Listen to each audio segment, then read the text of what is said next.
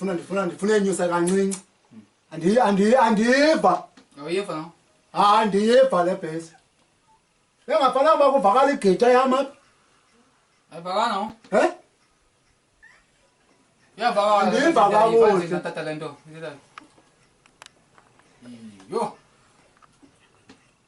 Hayi kodwa i-right. Right. Okay, masiye. Akucule ke tata. Andiyiva mfo kabawo. Abafana balikhoda apha bathitsho kamnandi into yakho. Awuyiva? Nokweqithwa mntu. Uthila akazudibana nam. Awucule tata ixesha lam. Cula. Hayi. Cula.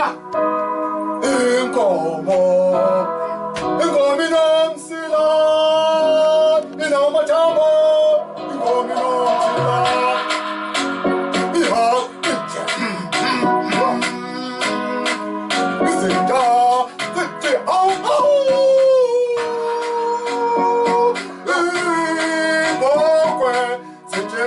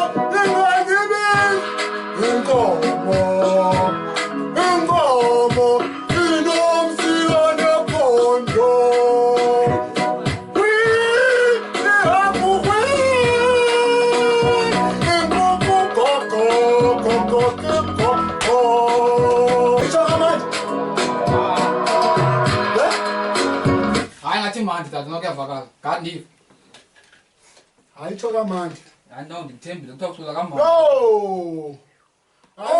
hayi number 1 anobetha ngutila utila udla ngokuthi hayo hamba shishini izohambeka buya ngomso futhi imali yam